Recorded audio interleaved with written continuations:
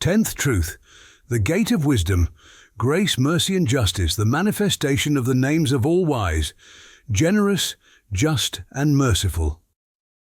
Is it at all possible that the glorious possessor of all dominion in this impermanent hospice of the world, in this transient place of testing, in this unstable showplace of the earth, so manifest a wisdom, so evident a grace, so overwhelming a justice, so comprehensive a mercy,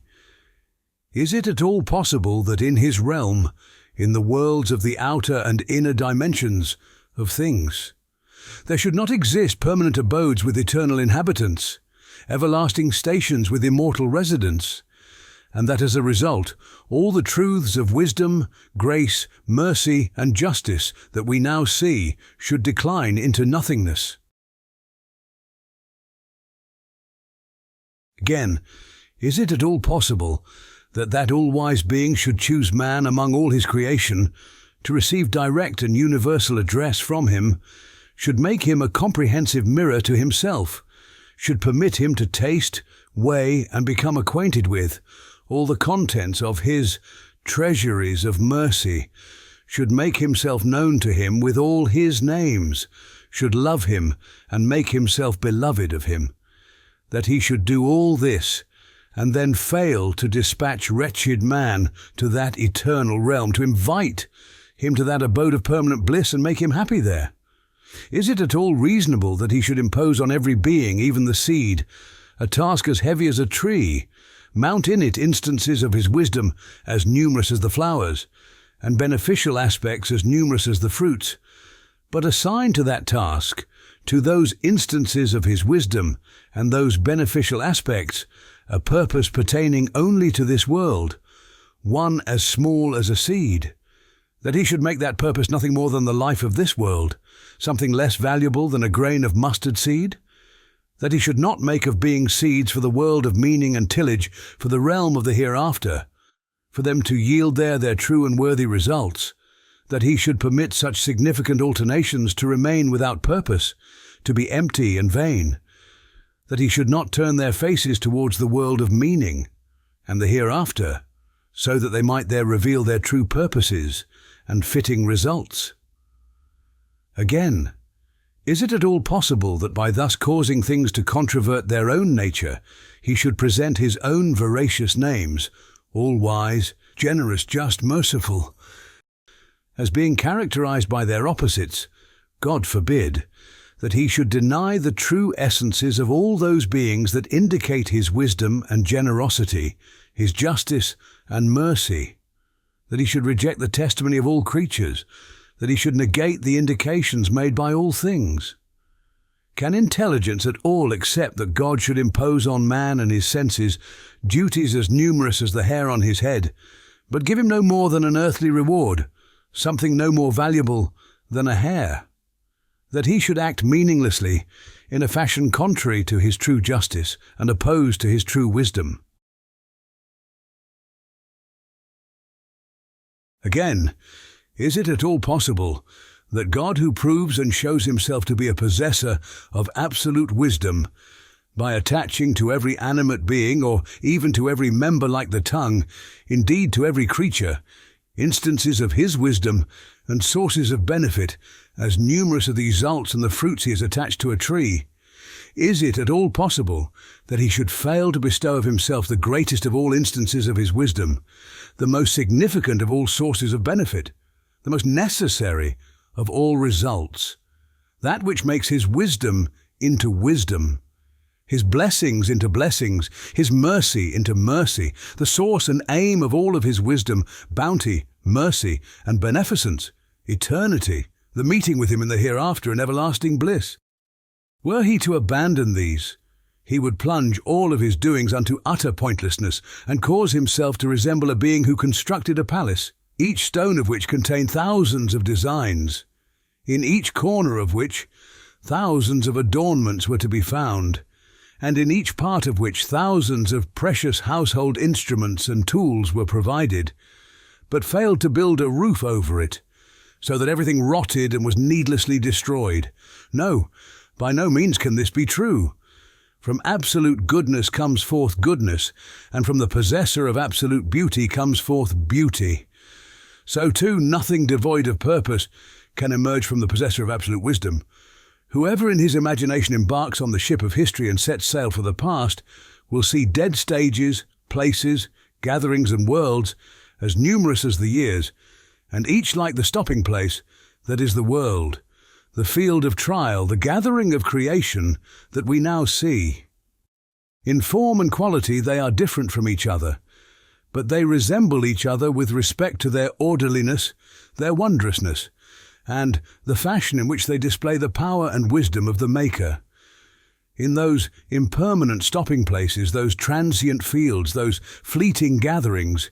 he will also see the orderly workings of so manifest a wisdom, the indications of so evident a beneficence, the signs of so imperious a justice,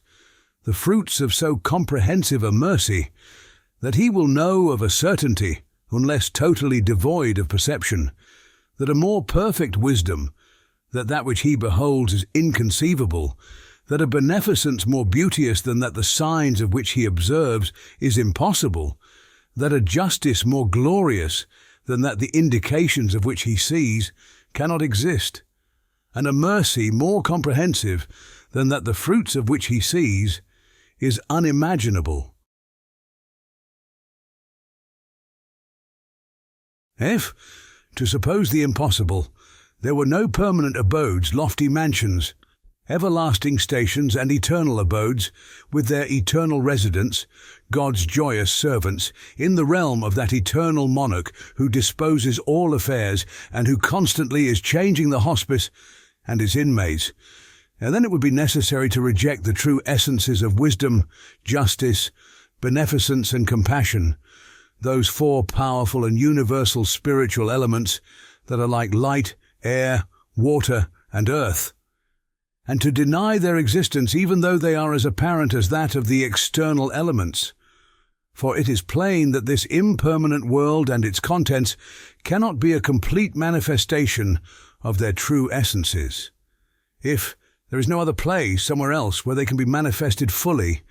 it then becomes necessary, with a lunacy like that of the man who denies the existence of the sun, even though he sees its light filling the day, to deny the wisdom that we can see in everything in front of our eyes, to deny the beneficence that we can observe in our own souls and in most other things, to deny the justice, the signs of which appear so strongly, and to deny the compassion we see everywhere in operation.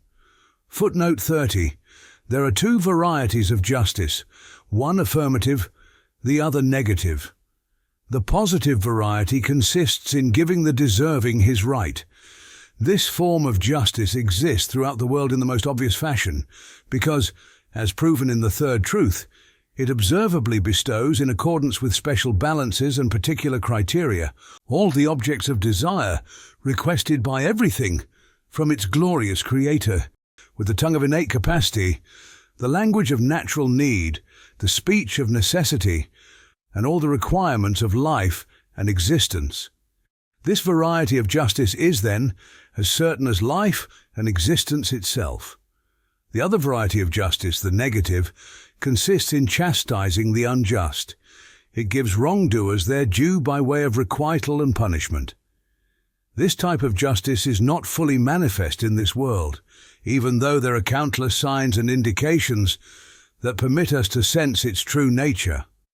For example, all the chastising blows and punitive lashes that have descended on all rebellious peoples, from the Ad and Thamud to those of the present age, show definitely that an exalted justice dominates the world. Footnote ends. It follows in turn that we must regard as a foolish prankster, a treacherous tyrant, the one from whom proceed all the wise processes, the generous deeds, and the merciful gifts we perceive in the universe. God forbid that this should be so. It is a totally impossible reversal of the truth. Even the foolish sophists, who denied the existence of everything, and even that of their own selves, would not readily contemplate such a proposition.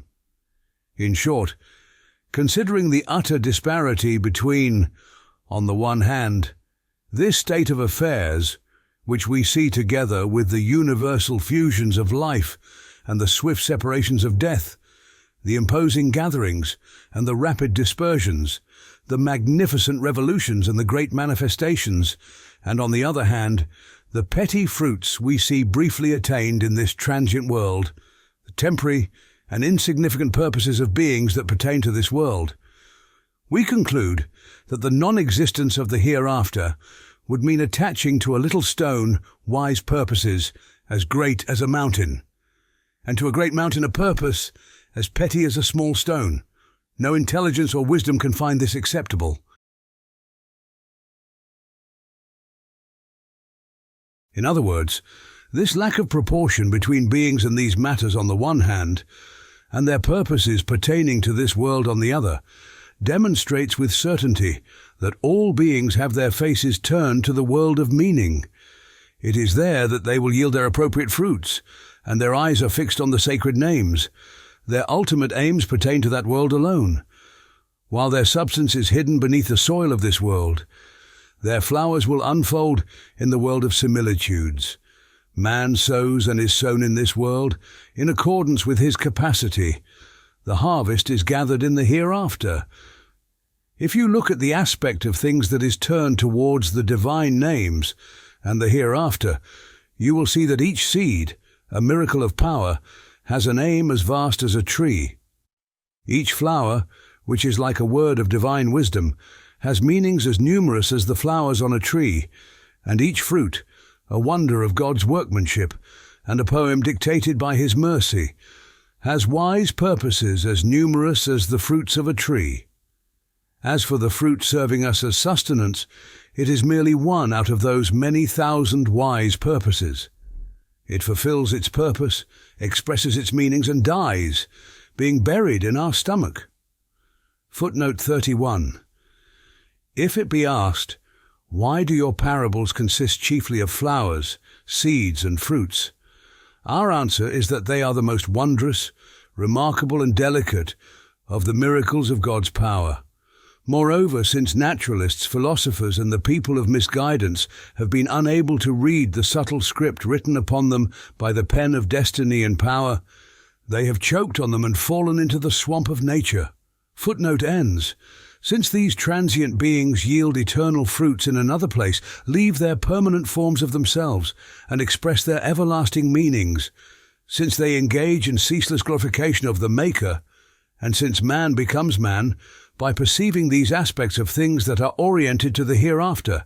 thus finding his way to eternity by means of the transient, since all of this is true, there must be some other purpose for all these beings that are cast around between life and death, that are first gathered and then dispersed. There is no error in this comparison. The above-mentioned state of affairs resembles circumstances, formed and arranged by way of imitation and representation. Brief gatherings and dispersions are arranged at great expense merely for the sake of taking pictures that can thereafter be shown in the cinema. So too, one of the reasons for our passage through individual and social life in this life, for a brief time, is to enable pictures to be taken and images formed, to enable the result of our deeds to be registered and recorded, for display on a day of accounting, for being shown at a vast gathering, and to yield the fruit of supreme happiness. The noble saying of the prophet, peace and blessing be upon him, "This world is the tillage for the hereafter,"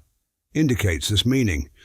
Since the world exists, and within this world wisdom, beneficence, compassion, and justice also exist, with their numerous evidences of a certainty the hereafter also exists, just as surely as does this world. Since one aspect of everything in this world is turned to that world and is proceeding toward it, to deny that world would be denying this world with all it contains. Just as the allotted hour and the grave await man, so too do paradise and hell, anxiously watching for his arrival.